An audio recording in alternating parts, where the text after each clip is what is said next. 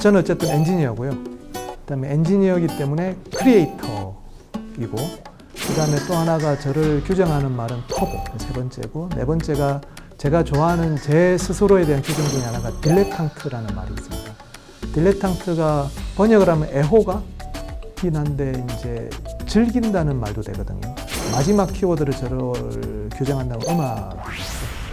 네, 저는 그 터보 기계를 연구하는 연구소의 연구소장이고요. 저희 회사는 주로 터보 관련, 유체 기계 관련 일을 지난 한 30년간 개발했던 그런 회사입니다.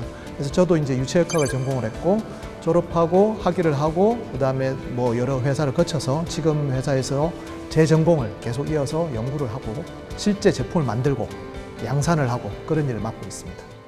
그러니까 지금 굉장히 엔지니어라고 또 본인을 말씀을 해주시고 하시고, 방금 전까지도 또 용접하다가 오셨다고. 용접을 제가 직접 하진 네네. 않지만 용접을 보냈던 공정이 있고요. 네. 또 하나는 옆에 샤프트라고 하는데 그게 이제 기어 이빨을 내는 공정이 있어요. 네. 그것 때문에 또 어디에 보냈던 공정들의 답을 기다리고 있는 중이죠. 그런 것들을 매일매일 제가 체크해야 되고, 진행 상황이라든지 전후 공정들을 제가 또 어떻게 배치를 할지, 뭐 그런 것들이 항상 매일매일 저한테 닥치는 일입니다. 사실 저희가 지금까지 한 20분 정도를 만나 뵀었는데 그 많은 인싸들 중에 유일하게 회사 생활을 하고 계신 인싸세요. 그렇다고 들었어요. 네, 오늘 뭐 어떻게 직장 어떻게 하고 오신 거예요? 말씀드렸지만 이제 회사나 특히나 제조업 같은 경우는 실무자가 아닌 사람이 일과 시간에 일할 일은 거의 없어요. 일과 시간에 일하는 사람들은 실제 업무에 투입되는 사람들이고요. 저희 같이 이제 관리자라든지 간부들은 그 시간을 어떻게 관리할지에 대해서, 그 공정들을 어떻게 관리할지에 대해서, 끝나고 나서 그 공정들을 그 다음에 어떻게 이어갈지에 대해서 의사결정을 하기 때문에 사실은 일과 시간에는 실무자에 비해서는 자유롭죠. 그래서 잠깐 짬을 내서 이렇게 또 여기 멀리까지 와주셔서 너무 감사합니다. 감사합니다. 불러주셔서 감사합니다. 아닙니다. 사실 지금 그 터보 엔진 또 말씀을 아까 전에 잠깐 해주셨는데, 누리호 로켓 그 엔진 개발과 관련해서 이 터보 펌프의 핵심 부품을 개발하셨다고 들었어요. 이 발사체를 제작한다는 거에서 엔진 개발의 핵심은 무엇인지, 그리고 또 그 개발이 어려운 이유는 뭔지 궁금합니다. 제일 먼저 이제 이 로켓 엔진에 대해서 제가 강연을 가끔 하고 어린 친구들한테 설명을 할 때, 로켓 엔진이 그냥 우리 엔진과 다른 점은 누리호가 총 중량이 200톤 정도 됩니다. 그 중에 180톤이 연료예요.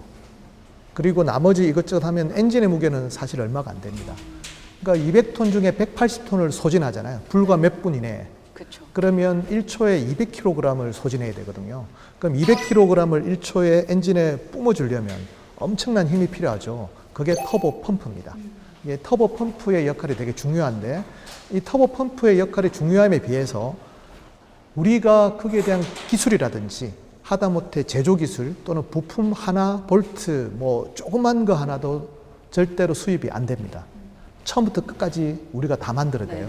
그것을 우리가 MTCR이라고 하거든요. 미사일 기술 통제 체제라고 하는데, 이 누리호에 들어가는 모든 부품을 다 개발해야 되고, 그 중에서 가장 핵심인 터보 펌프도 처음부터 끝까지 우리가 하나부터 열까지 다 만들어야 된다는 어려움이 있죠. 사실 여기서 이익이 날 수 있다는 생각은 아무도 못했을 거예요. 이게 뭐 얼마나 이익이 나겠습니까? 하지만 이걸로 우리가 그동안 수십 년간 다졌던 제조업의 기반을 확인하는 길이잖아요. 거의 어떤 기술에서 탑이거든요. 거의 우리나라가 쌓아왔던 기술들로 확인할 수 있었고, 정부와 정부 출연 연구소와 모든 기업들이 같이 이루어서 했던 굉장히 거대한 하나의 작업이었죠. 걸음마 단계겠죠. 걸음마 단계지만 그 걸음마를 할 수 있는 나라가 전 세계 몇 군데가 없어요. 근데 그 중에 큰 걸음마를 하는 단계로 볼 수 있고, 다누리호 같은 경우도 우리가 주의 깊게 봐야 되는 것들이 있습니다. 다누리호는 펠컨 9이라는 스페이스X사에 우리가 위탁을 해서 발사를 했지만, 펠컨 9은 저궤도 위성 전용 로켓이거든요. 이게 지금 달까지 가고 있는 거예요. 그렇다는 것은 달까지 가고 있는 그 궤도를 우리가 통제하고 있다는 말이 되고, 지금 태양호를 향하고 있다가 지구로 꺾었죠. 그 모든 기술을 우리가 확보한다는 건 엄청난 기술이고, 만약 이번에 다누리호가 성공을 한다면 펠컨 9으로 달 탐사에 성공한 최초의 사례가 될 거예요. 그게 된다면 우리도 굉장히 여기에서는 중요한 역할을 많이 하게 된다는 것이죠. 걸음마지만 굉장히 큰 걸음마를 딛고 있다. 저는 그렇게 평가하고 있습니다. 저희가 사실 황정화 박사님도 만나 뵀었는데 그분께서는 약간 이 우주산업과 관련해가지고 하셨던 말이 제도적인 유연함이 좀 더 있다면 이렇게 그 수많은 업체들이 참여하는데 좀 더 유연하게 참여할 수 있지 않을까 하는 아쉬움도 말씀을 하시더라고요. 그런 거에 대해서는 어떻게 생각하세요? 뭐 제한된 어떤 제도나 이런 게 있겠지만 극복해야 되는 게 엔지니어들의 일이고요. 하다 보면 제도적인 제약도 많겠지만 기술적인 제약은 훨씬 많거든요. 답이 없어요. 물어볼 데도 없어요. 해야 되는 거죠. 그런 일들을 어떻게 극복하는지가 또 우리한테 남겨진 과제라고 저는 생각합니다. 그런 경험들이 축적이 되고 우리한테 DNA 속에 있을 때만이 우리 후속 세대들이 그런 경험에서 자신감을 얻습니다. 예를 들어서 예전에 히딩크라는 분이 대한민국도 월드컵에서 본선에서 뭔가 할 수 있다는 걸 주면 그다음부터 목표는 높아지는 거죠. 그쵸. 똑같이 우리가 누리호가 뭐런 제한도 있고 기술적으로 이전도 안 되고 물어보고 싶을 때 우리가 스스로 그걸 돌파했다는 경험이 축적이 되면 그 자신감은 우리 후속 세대들은 당연히 로켓은 쏘는 거예요. 그다음부터 다른 꿈을 꾸게 되겠죠. 그걸 심어주는 게 우리 엔지니어의 역할이라고 저는 생각을 하고 있습니다. 지금 너무 멋있는 말씀을 해주신 것 같아요. 그렇게 우리 아버지 세대도 그렇게 해오셨죠. 그때 뭐 어떤 제철소를 만들고 뭐 유조선을 만들고 했던 게 그냥 되는 건 아니었겠죠. 맨바닥에 샜을 텐데 그런 자신감을 축적돼서 우리도 누리호를 발사하게 된 거라고 저는 믿고 있어요. 어쨌든 그 과정에서 또 이 핵심 부품을 개발하는 데 기여를 하셨고. 그런 기회가 주어진 게 감사한 일이죠. 우리가 축적된 기술을 그렇게 응용할 수 있었던 그런 기회가 주어진 게 굉장히 다행스럽고 고마운 일이죠. 사실 이 터보 엔진 관련해가지고서는 또 이 대목에서 박사님께서 쓰신 책을 이야기를 안 할 수가 없습니다. 그 책에서 이제 그 소용돌이를 키워드로 그 유체 역학의 과학사에 대해서 서술을 또 해주셨는데요. 이 유체 역학이 그 로켓 공학에서도 핵심적인 그런 역할을 맡고 있다고요. 네, 제 책의 전체 줄거리는 이런 건데요.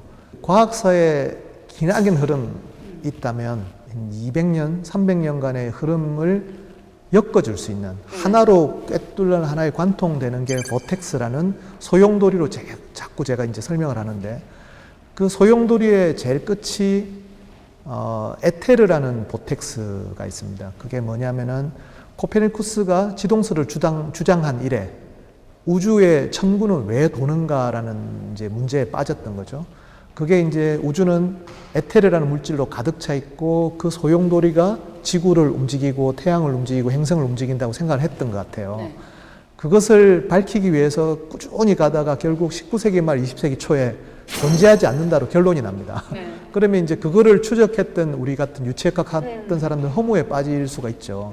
근데 그와 동시에 개발됐던 것이 항공기술하고 로켓 기술이었어요. 근데 이 두 기술은 국가 안보와 직결이 됐던 거죠. 1차 대전, 2차 대전, 그리고 심지어 우리가 나중에 이제 핵무기나 이런 것들이 개발되면서 이 흐름은 유체역학이 갑자기 이제 군사화가 되고 안보 문제의 핵심이 되면서 뗄래야 뗄 수 없는 문제가 되는데요. 유체역학이 어떤 과학의 어떤 철학적인 문제를 다뤘다면 현대 유체역학은 굉장히 실용적이는데 그 중에 하나가 이제 자동차의 이제 공기주기의 흐름도 있겠지만 로켓 공학에서 그 1초에 200km, 300km를 태울 수 있는 그 흐름, 그걸 어떻게 제어할 것인가. 근데 저는 이제 반대로 그러지 말고 조금 더 우리가 일상 속에서 또는 이제 과학사의 과거를 푸는 문제로 조금 거꾸로 한번 돌아보고 싶은 근본적인 문제를 한번 제기해보고 싶다는 의미에서 판타레이를 쓰게 됐습니다. 이 판타레이에 관련해서는 또 뒷부분에서 조금 더 얘기를 해보도록 하고 지금 이제 이 발사체 관련해서 얘기를 하고 있는데 그러면 박사님께서는 이 지금 현장에 계신 입장으로서 우리나라 우주 발사체 산업의 미래에 대해서 어떻게 내다보시나요? 그 우주 산업을 저희가 1000조 원 시장이라고 부르고 있습니다. 1000조라는 시장에 발사체가 차지하는 것은 얼마 안 됩니다. 대부분은 위성, 통신, 데이터 서비스거든요. 사실은 발사체는 그 위성 서비스를 잘하기 위한 하나의 마중물에 불과한데요. 왜 우리가 발사체에 대해서 이렇게 독립을 시키려고 하냐면은 사실 우리가 발사체를 독자적으로 개발하지 않더라도 외국의 발사체에다가 용역을 맡길 수가 있겠죠. 그렇죠. 다누리호도 그렇게 네. 했고요. 근데 문제는 큰 시장에 도전을 하기 위해서는 산업적으로 그렇고 또는 우리가 과학적으로 우리가 원하는 위성을 우리가 원하는 시점에 발사하려면 독립이 안 돼 있으면 곤란합니다. 그렇죠. 가장 비근한 예로 우리 황정하 박사님이 개발한 도요셋 도요셋. 같은 경우 러시아에서 발사를 못하게 됐죠. 네. 결국 누리호 세 번째 발사에 쉽게 되는 것이거든요. 네. 그러니까 다행히 우리가 거기에 합당한 어느 정도의 이제 기능이 된 발사체를 가지고 있기에 망정이지. 그러면 못하게 될 뻔해요. 그렇죠. 누리 없었으면 어쩔 뻔했어요. 네. 그리고 또 하나는 어떤 소행성이라든지 어떤 특정한 탐사를 할 때는 그 목적에 맞는 궤도가 존재하죠. 그 궤도에 도착하려면 특정한 시점에 우리가 무조건 쏴야 될 때가 있습니다. 네. 근데 우리가 독자적인 발사체를 안 가지고 있으면 못하는 것이죠. 그렇죠. 나머지는 또 안보적인 문제가 있어요. 군정찰위성이라든지 군통신위성 같은 경우 되게 중요하거든요. 이럴 때 우리가 그것을 갖다가 해외에 의존한다는 건 말이 안 되죠. 근데 이것도 우리가 이제 독자적으로 발사체를 확보해야 되는 이유 중에 하나입니다. 그러면은 또 그 과정에서 지금 또 이런 터보 엔진 개발하시는 입장에서 또 어떻게 계획하시고 있다거나 약간 하고 계시는 그런 게 있으실까요? 이미 그 누리호 산업은 누리호 사업 개발은 끝났다고 보고요. 계속 발사만 이제 남았죠. 총 6회가 돼 있고 2회가 발사됐고 4회가 남은 상태입니다. 후속 발사체 개발 사업은 이미 진행이 되고 있었어요. 예비적으로 2016년, 17년부터 다단연소 엔진이라는 것을 추진을 하고 있고 내년부터 조금씩 시제품들이 나오기 시작할 겁니다. 이 엔진은 되게 중요한 게 뭐냐면 누리호 엔진보다는 추력이 더 좋아요. 네. 효율도 더 좋습니다. 그래서 우리가 이제 다누리호를 개발하고 여러 가지 이제 위성 서비스, 우주선 개발 서비스를 개발한 것이 최종 목표 중에 하나가 2030년에 달에 착륙하는 거거든요. 다누리호 같은 경우는 이제 달을 궤도를 돌고 그냥 끝나는 것이지만 달에 착륙하는 그게 2030년일 때 그때는 다누리호는 비록 스페이스X의 펠콘 9에 실려갔지만 2030년에 우리가 달 착륙선은 직접 우리 발사체로 하겠다는 건데 그 후속 발사체 엔진이 다단연소 엔진입니다. 개발을 선행하는 걸 하고 있고 그게 이제 본격적으로 개발이 한 내년부터 시작될 거라고 예상하고 있습니다. 이미 우리나라 경제 규모가 많이 컸어요. 많이 커졌기 때문에 여기에 투입되는 예산도 많이 커지고 있습니다. 그래서 정부 예산이 더 커지는 것도 중요하겠지만 크게 두 가지를 제가 꼽는다면 빨리 성장하는 만큼 꿈이 빨리 커져야 되거든요. 목표 의식들이. 제가 이제 가끔 강연을 할 때 하는 말 중에 하나가 제가 일론 머스크랑 동갑입니다. 동갑인데 제가 어릴 때는 어머니는 우리를 주산학원에 보냈어요. 아시는 분이 있을지 주산이라는 걸 아시는 분이 있을지 모르겠는데 일론 머스크는 제가 주산학원 다닐 때 주산학원에는 안 갔을 것 같아요. 그런데 우리가 따라잡고 있거든요. 근데 우리 다음 세대한테 제가 자신 있게 말할 수 있어요. 우리는 이미 달 탐사를 한다. 그럼 당신들은 어른이 되면 달에 착륙할 것이다. 그러니까 꿈이 커져야만이 판이 커집니다. 조금 아까 또 판타레이 말씀해 네. 주신 거 그거 관련해서 또 여쭤보려고 합니다. 지금 미디어에서 네. 사실 박사님을 소개할 때 항상 붙는 수식어가 있더라고요. 네. 알고 계시나요? 잘은 모르는데 들었습니다. 과학과 예술, 네. 인문학을 넘나드는 통섭의 과학 칼럼니스트. 감사합니다. 들어보셨죠? 예, 들어봤습니다. 네. 그럼 언제부터 과학사에 그렇게 관심을 가지게 되신 거예요? 과학사에 관심은 없었어요. 제가 원래 음악을 되게 좋아했기 때문에 네. 음대 과목을 들었어요. 그리고 어떨 때는 그 국문학과 과목을 듣기도 하고 어떨 때는 경제학과 과목을 들었는데 우리 전공과는 다르게 가르치더라고요. 어떻게 가르치냐면은 예를 들어서 고흐의 그림을 이해하려면 고흐가 살았던 시대를 먼저 설명하시더라고요. 그리고 고흐의 인생이 그 시대에 어떻게 연관이 됐는지 또는 뭐 도스토옙스키의 이야기를 한다면 그 시대가 어떤 시대인지를 설명을 하고 같이 풀어나간다면 아니 우리는 왜 드립다 방정식부터 쓰는 거예요. 아니 나는 라그랑주 라플라스가 언제 태어난지도 모르는데 나는 대학교 오면 좀 다를 줄 알았는데 아니 그 사람도 인간이잖아요. 과학자도 인간이고 수학자도 인간이면 누군가의 자식이었겠죠. 그러면 부모랑 갈등도 있었겠죠. 아니면 결혼했으니까 배우자랑 뭐 낳았던 아이들 생계를 위해서 고생을 했겠죠. 네네. 그런 이야기가 없으면 그게 잘 이입이 안 됐어요. 그래서 제가 혼자 이렇게 많이 조사를 했습니다. 그렇게 되면 그 방정식이라든지 그 물리 법칙이 조금 더 저한테 좀 현실적으로 다가왔어요. 아, 그 당대 그냥 모두의 고민이었구나. 네네. 이거는 그냥 과학적인 고민뿐만 아니라 예술가들도 고민이었고 누구의 모든 사람들의 어떤 주어진 숙제를 풀기 위해서 어떤 사람들은 그림을 그렸을 것이고 어떤 사람은 작곡을 했을 것이고 어떤 사람은 문학 작품을 했겠지만 과학자들은 과학자 나름대로 솔루션을 찾아 나갔구나. 그럼 요거를 전체적으로 본다면 우리 문명사를 조금 이해하겠다. 그러면 지금 또 준비하고 계신 그런 다른 책이나 이런 게 있으세요? 저는 한국의 과학사에 대해서 이야기하고 싶어요. 한국의 과학사는 저 먼 이야기, 뭐 장영실이나 세종대왕, 추국이 이런 이야기, 그건 지금이랑 큰 관련은 없는 것 같고, 딱 100년 전에 우리나라 전국에서 상대성 이론 강연을 한 적이 있습니다. 뭐 어마어마한 사람들이 몰려들었어요. 왜 그런 일이 벌어졌는지, 네. 그 사람들이 결국 그 후계자들이 우리나라의 독립운동도 했었고, 어떤 면에서는 우리나라의 대학 설립에도 했었고, 지금의 학문, 우리나라의 과학의 거의 선구자들입니다. 다. 그런데 거의 알려지지 않은 분들이죠. 다 이으면 그 사람이 그 사람이었구나 할 정도의 사람들이 있으신데 거의 안 알리지 않았어요. 그렇기 때문에 우리나라가 이렇게 어느 정도 기반이 잡힌 상태로 식민지를 벗어나자마자 불과 몇십 년 만에 이 정도로 성장할 수 있다는 걸 한번 이야기해 주고 싶고, 우리 다음 세대는 어떤 과거에 대한 어떤 주눅듦이 아니고 그렇게 노력했기 때문에 우리 아버지 세대가 지금 물려줬고 우리 다음 세대는 더 자신감을 가질 수 있다는 그런 이야기를 좀 해주고 싶어요. 과학이나 이렇게 기술에 대해서 많은 오해들이 있는 것 같아요. 기괴한 뭐 머리 하얀 사람이 막 이렇게 해서 막 이상한 실험막 터지고 이런 게 과학은 아니고 그냥 사람 사는 것 똑같습니다. 천문학이 왜 의대에서 가르쳤냐 하면 그 이론론의 시대인데요. 사람들이 하늘을 보게 된 이유는 이렇습니다. 지금도 MBTI도 똑같지만 혈액형도 그렇지만 뭔가 천문운행의 법칙이 인간의 기륭화복하고 연관이 있다고 생각해서 천문학을 그렇게 배운 것 같아요.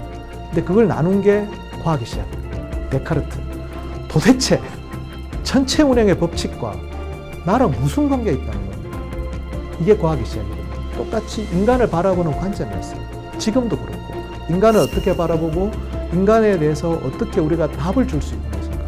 우리가 이렇게 어려움을 겪는 것들을 어떻게 극복할지에 대한 답을 찾는 것이죠. 박사님께서 지금 과학기술을 전반적으로 바라보는 그런 시각 자체가 네. 뭐 겸손이라고 이렇게 말씀을 하시지만 또 이 사회와의 상호작용을 중요시 하시기 때문에 또 이런 말씀을 해주시는 것 같거든요. 네.